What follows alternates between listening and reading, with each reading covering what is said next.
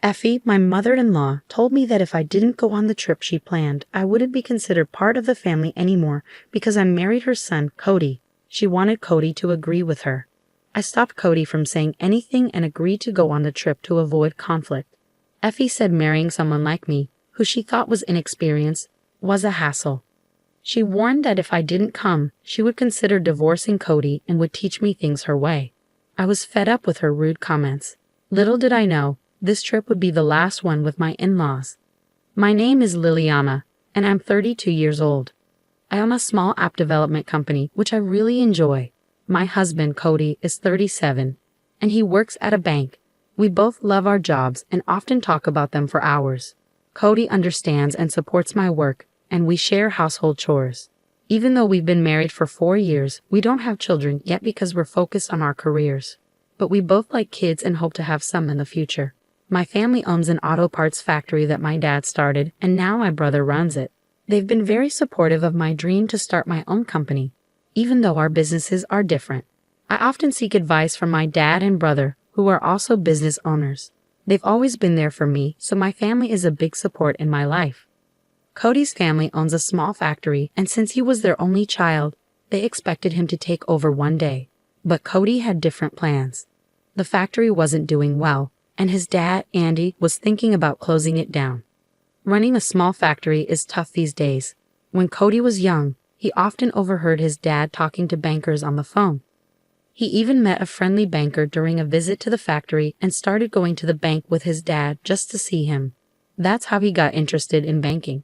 Cody worked hard to make his dream of becoming a banker come true, and now he works at a big bank. Even though everything might seem okay between Cody and me, our marriage isn't going well. Cody's mom, Effie, doesn't think highly of my job. I can work from home sometimes because my job allows it, but Effie sees it as a pointless job and doesn't understand it at all. I get it. It's hard for our parents' generation to understand jobs like mine. Even though my job isn't physically demanding, it's still tiring. I always adjust my work schedule around Cody's family's plans so I don't bother them. I don't expect them to get it, but it's frustrating when they think working from home is easy just because my schedule is flexible. Effie disapproves of other things about us too. When we got married, we built our own house between our parents' homes. It takes less than 30 minutes to get to either house. We both work and manage our money separately. We like having our own space and privacy, even as a couple. We each contribute a set amount of money for household expenses every month and save the rest for our future. But Effie doesn't like this lifestyle either. She thinks it's wrong for a couple to keep things private. According to her, family members shouldn't have secrets, and she doesn't think we're a real family because of it. Effie seems to have a problem with me, probably because she really likes her son Cody, and I'm just in her way. Whenever we see each other, she makes mean comments about us not having kids yet. It's a sensitive topic for me, and I'd rather not talk about it. Normally, people avoid bringing up things like that, but Effie keeps mentioning it every time we meet. So, to avoid upsetting Cody, I've been staying late at work on purpose to miss seeing her. Effie has done other surprising things too, but one thing she did really upset me. It was on the day of my best friend's wedding. After the wedding, my friend was moving far away, so we wouldn't see each other as much because of our jobs. I was really excited to celebrate her special day, but a week before the wedding, Andy asked me to go to an important business event. I said no. The only thing more important to me than my friend's wedding would be if a parent was really sick. But that night, something unexpected happened. When I got home from work, my in-laws were at our house. As soon as she saw me, Effie got really mad. "Liliana, what's wrong with you? Saying no to Andy's request is rude. You're married to my son, so you should put family first. Your refusal is not okay. You need to think about what's important," she yelled at me.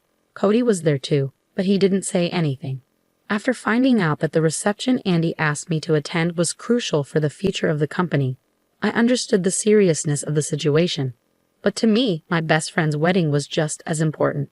I explained to Effie, "I get what you're saying, but my best friend's wedding means a lot to me, and I don't want to miss it.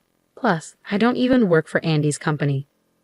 Even Cody joined in, saying, "Can't you make an exception this time? This is really important for the company's survival. I'm going to, and it's a family effort. We can make it up to you for missing the wedding. It's a family crisis. Can't you help us?" I was shocked to hear Cody say that. He knew how excited I was about the wedding. Then Andy added, I understand Liliana's perspective, but this time we really need your help. The atmosphere made it hard for me to refuse. It wasn't just any reception. In the end, I reluctantly agreed to skip my best friend's wedding. I told my friend the truth and explained why I couldn't come. Thankfully, since I had talked to my best friend about my family situation before, she understood. In fact, she was more worried about me. I'm lucky to have such a caring friend. I felt really bad about missing my friend's wedding. But once I made the decision, I had to focus on making the reception a success. On the day of the event, Cody and I got to the venue early and tried to reach Effie, but she didn't pick up her phone for some reason. I started to worry about what to do, but finally, the in-laws showed up just 10 minutes before the reception was supposed to start. I was surprised to see them looking so messy, with untidy hair and wrinkled clothes. I was shocked and asked Effie, "What happened? Why do you look like this? Today's reception is important, isn't it?" She awkwardly replied, "I overslept, Liliana. Just make sure you behave yourself."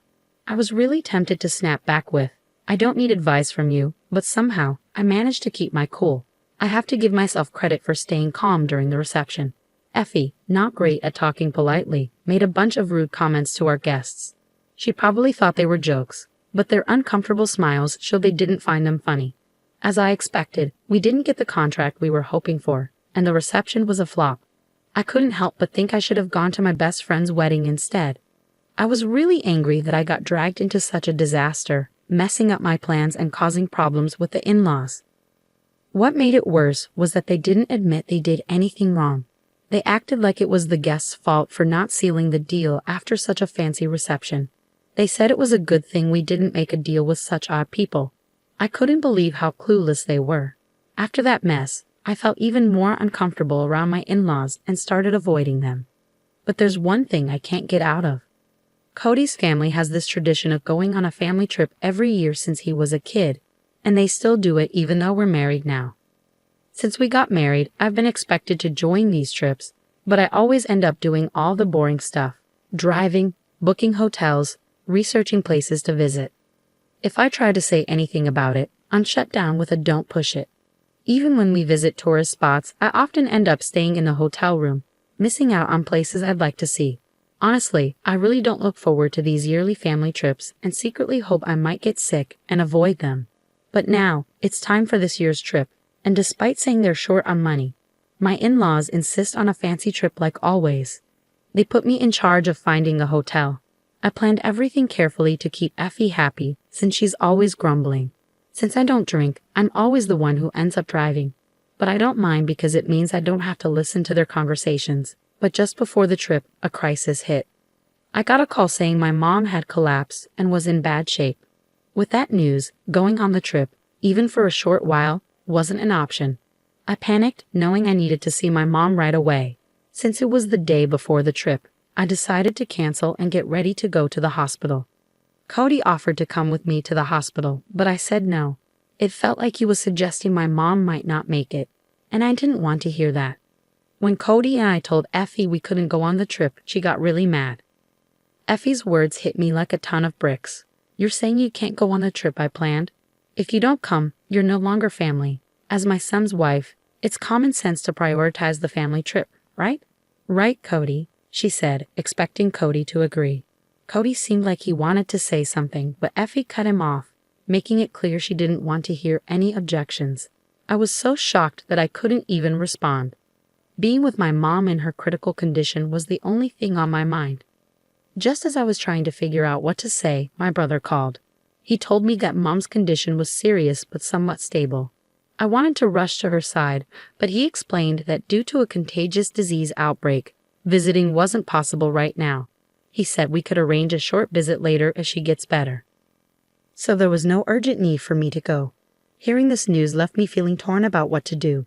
Seeing my hesitation, my brother asked what was going on. I explained everything about the trip and my dilemma. My brother, a little annoyed, suggested something helpful that I hadn't thought of in the midst of my distress.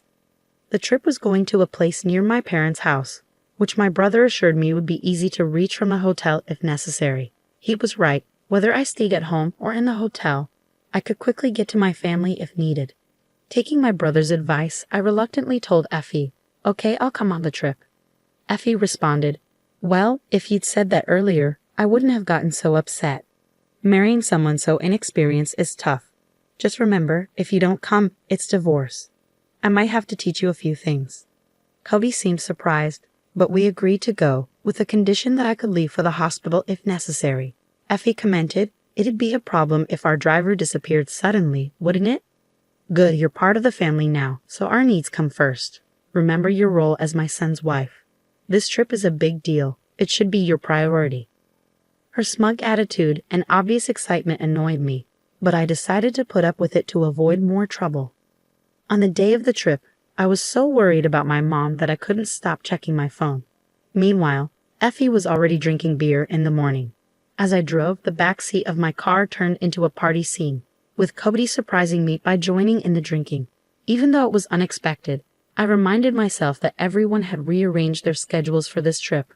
I thought it would be nice if everyone could enjoy themselves since we all made an effort to be here. During the trip, Effie's demands were constant, urgently needing bathroom stops or wanting to stop for more alcohol. I felt like I was being treated as a servant, but I decided to endure it. Then my phone rang. It was my brother, thankfully informing me that Mom had survived. Her condition had stabilized and she had regained consciousness. The diagnosis was a subarachnoid hemorrhage. However, I couldn't fully relax yet. There were worries about potential aftereffects. It was comforting to have my brother keeping me updated as I was feeling anxious. When I shared the news of Mom's recovery with my in-laws, Effie dismissed it, saying, "If she's better, there's no need to bother us with such news. You're making a big deal out of nothing." Andy agreed, saying, "Exactly. Let's not spoil our trip with such grim news. We're here to have fun." I was disgusted that Andy shared Effie's view and didn't want to think of these people as my family. During the trip, they made a lot of noise in the hotel, drinking and partying, which was embarrassing. This incident deepened my distrust of my in-laws. Thankfully, Mom's condition remained stable, and there was no need to rush to the hospital, allowing us to finish the trip and return home. I felt relieved. While I was doing laundry at home, Effie showed up unexpectedly. She asked to use our dryer because they didn't have one. I was annoyed and told her, "There's a laundromat with dryers. I have my own laundry to do, and I'm using it right now, so it's not possible." But she insisted, saying, "You're always so stingy. Once you're done, it's fine. I'll come pick it up tomorrow. Have it ready by then," and tried to leave her laundry in our washroom. Cody stepped in, saying, "Liliana is tired and has work tomorrow. It's not possible for her to help with the laundry. Let's go to a laundromat." Effie got angry, feeling like her son was taking my side. She left in a hurry, leaving the laundry behind and hurling insults as she slammed the door. Looking back, maybe if things had been different that day, the outcome might have changed. Later, Effie returned and said something unexpected. She told me, "During the trip, I noticed something, Liliana. You seem unaware of being married to Cody. We might face similar situations in the future. Since we couldn't talk about it, I've decided that Liliana should make a decision." Then she placed a family contract and divorce papers on the table. I was speechless. What on earth was a family contract? It seemed ridiculous and confirmed my belief that she couldn't have a normal conversation. But Cody surprised me with his response. He said, "I have something to say. If you keep forcing your opinions on us, I'll cut ties. I can't deal with this anymore. What do you think, Liliana? You're not a servant or housekeeper. You're not the one who's mistaken about your position." Effie was stunned. Up until now, Cody rarely spoke up against her. It wasn't because he agreed with her, but because he wanted to avoid conflict. After Cody spoke, Effie's anger turned towards me. "You've changed Cody since you married him. He used to be so sweet. It's crazy for him to talk to me like that." "You must have brainwashed him, turned him back into the old Cody," she accused, confronting me. She believed I had manipulated Cody into defying her. Then, Cody defended me even more. "You're the one doing the brainwashing here. You always fly off the handle without listening to anyone's opinions. Honestly, you're a toxic parent. You never let me live my own life after I got married. Instead of calming down, you're attacking Liliana. Enough is enough. I'm not going to divorce, and if you have a problem, you should stay out of our lives," he firmly stated. Effie turned to Andy, who was there, and burst into tears. Andy responded, "If that's what Cody thinks, then so be it. We'll cut ties. Do as you wish," and left in a huff. I was surprised but relieved that Cody stood up for us like that. Feeling frustrated, I confided in my brother about everything. He became furious and said he couldn't stay silent if they were behaving this way. He decided to take action, which ultimately led to a tragedy in the in-laws' family. It turned out that my brother's company was a client of my in-laws' company. We had kept our family's company name a secret to avoid creating a power imbalance. The in-laws had no idea they were dealing with my family's company, but with things as they were, we couldn't continue like this. Although I had been patient and avoided mixing business and personal matters, it had reached its limit. My brother had been having issues with them not meeting deadlines. You can't cherish those who don't cherish you. I discussed it with Cody before talking to the in-laws, and he agreed. Cody also said he had had enough. My brother decided to end the contract with my in-laws' company purely as a business decision. Their company had become problematic, consistently failing to pay on time and missing deadlines. Despite these issues, we had tolerated it because of the family connection, but now there was no reason to continue. When my in-laws learned about this, they came to us in tears, constantly apologizing. They begged my brother to reconsider the contract, but it was out of the question. Their failure to meet deadlines was their own responsibility, and they should have appreciated our patience. Cody explained everything to his parents, but they refused to accept it and ultimately cut ties in anger. Cody wasn't upset. He felt relieved. He had been torn and exhausted, caught between us and his family. Since then, we've been living peacefully. I discovered that Cody had been financially supporting his family, but he stopped doing that now. Even before this incident, their family factory was struggling and was close to shutting down due to debts. I also found out that Cody had been paying for those yearly trips for his family. It's surprising how they could act that way, using someone else's money. Now, Cody's parents are living more modestly, and Effie has started working recently. It's quite unexpected to see her, who used to consider herself a president's wife, now working. One day, I witnessed Effie being reprimanded while doing a cleaning job. Although I initially felt it might be karma, I couldn't help but feel sorry for her. Perhaps through this experience, she'll learn about the realities of life and hopefully change for the better. As for us, work is going smoothly. We haven't had children yet, but we're content with our jobs and life feels fulfilling. We're planning a trip abroad for our next vacation. For now, we're enjoying life without the added responsibility of children.